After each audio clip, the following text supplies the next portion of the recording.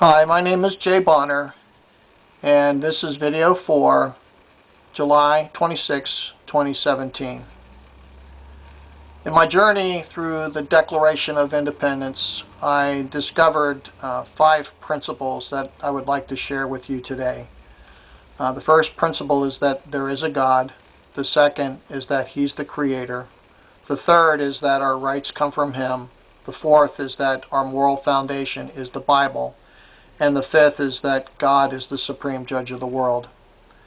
Well, the fifth principle has already been discussed in video 3, and it's found in the last chapter of the Declaration of Independence, where there is an appeal that is made to the supreme judge of the world.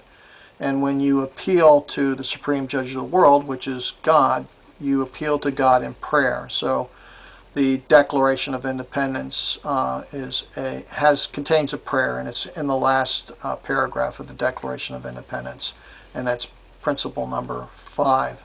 But I want to highlight in this video principles 1 through 4. The first 2 principles being there is a God and He is the Creator is found in the second paragraph of the Declaration of Independence. It says, "We hold these truths to be self-evident, that all men are created equal, that they are endowed by their Creator with certain unalienable rights, that among these are life, liberty, and the pursuit of happiness." Well, the Creator that is referred to in the Declaration of Independence is God. God is and was the Creator of the earth and all that we see and all that we have in terms of possession right now, and that He was the Creator of all things. It's interesting in the Declaration of Independence that they mentioned this, and they said that that all men are created equal, and that's an interesting concept.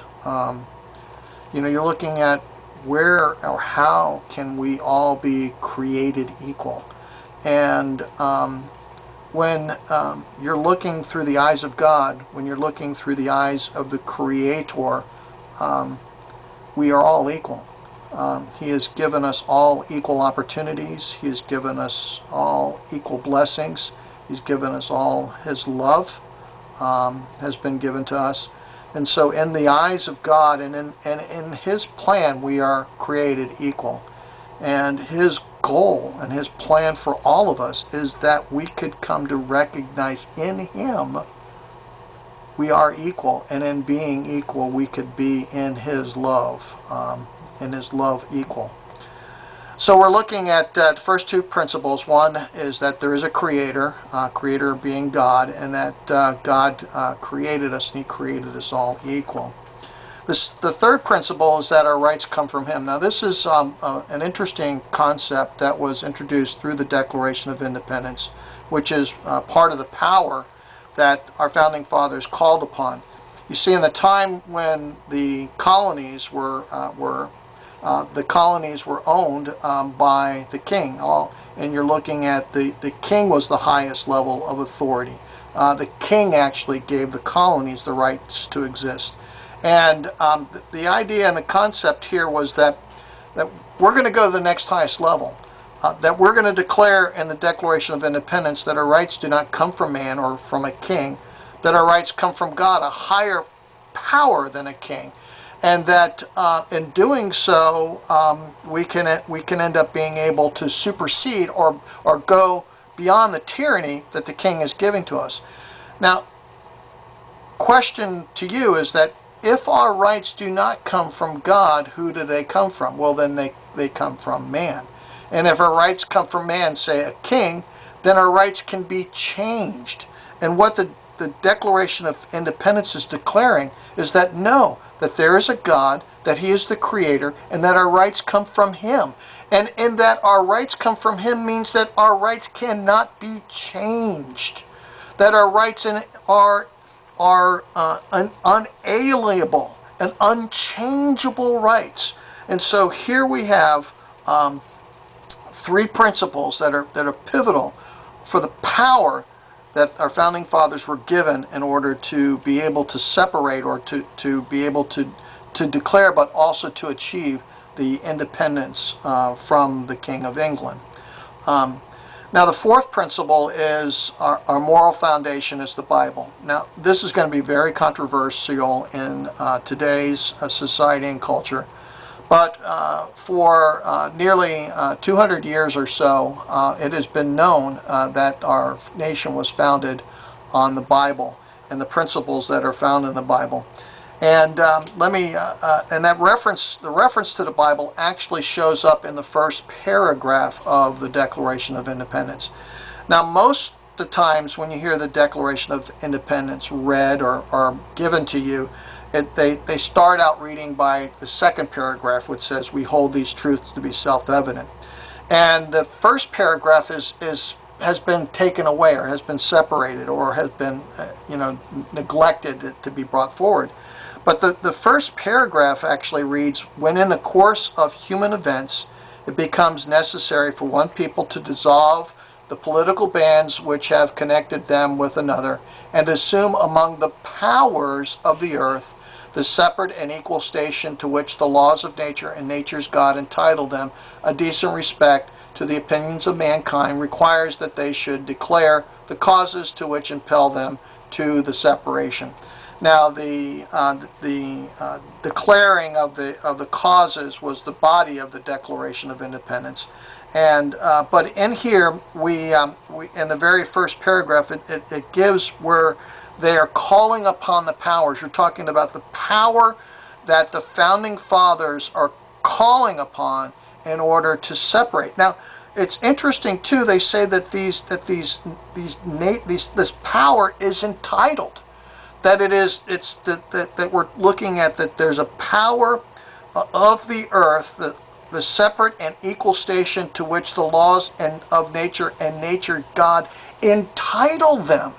So you're looking at, this is a blessing that is given to God when you recognize that there is a God, when you recognize that He is the Creator, when you recognize that that our rights come from Him, and that when you tap into this power, the power of the laws of nature and nature's God, which you are entitled, you are given this blessing that we are not experiencing today, because we have chosen to remove God from our country, to remove God from our schools, to remove God from our government. And we're several generations away from even having a personal relationship with God. So anyway, what are the laws of nature and nature's God? You have the laws of nature, very simple. They're the natural laws. God the Creator, He created earth. He created earth with natural laws that govern the dimension of existence that we live in today. And we're looking at these laws of nature when we learn to them and we learn to govern them and to control them, we get things like electricity, lights, airplanes, cars, communication devices. You're looking at the laws of nature is the natural law that we live in, and that we study and we gain through an understanding of it through our education. So the laws of nature are very simple, and there's powers that are contained within the laws of nature that give us power when we begin to understand and control them. And then you have the second principle, which is the laws of nature's God. Now the laws of nature's God is the Bible, and as I said before, the laws of nature's God being it is the Bible, and this principle has been known for 200 years or so. We're looking at the understanding. It's only been since the 1960s, the early 1960s or so, that we have purposed to remove God and the understanding of who God is, and that our nation was founded on the Bible. So this will be controversial in modern times, but in the past, when you go in there, it's not going to be as controversial. So we have 4 principles of power that we need to end up tapping into. We're looking at we need to tap into the principle that there is a God, that He is the Creator, that our rights come from Him, And then we need to end up recognizing that all of our powers, the relationship with God Almighty, happens through the laws of nature and through nature's God being the Bible. So my intent and purpose here is hopefully to encourage you to read the Declaration of Independence, probably for most of you the very first time, and to hopefully end up through this inspiration and understanding that we have as the blessing of our country through God, that we can bring forth a spiritual revival that will happen through our greater understanding of the Declaration of Independence, and which will lead us to a personal relationship with God Himself. And then I also am hoping that you'll, through reading the Declaration of Independence, you'll begin to understand that the gigantic monumental step that we as human beings took at July 4th, 1776. And then my hope is that we could end up coming together equal in the eyes of God, that we could become an America that recognizes that there is a God, that He is the Creator, that our rights come from Him, and that the Bible is the foundation of our country. And in doing so, we could end up be able to have a government and to elect men and women of faith who love God and hate dishonest gain, and that these men and women of faith then could end up forming a government that exalts God instead of removing God from our country. So I thank you, and may God bless you and your family, and may God bless America.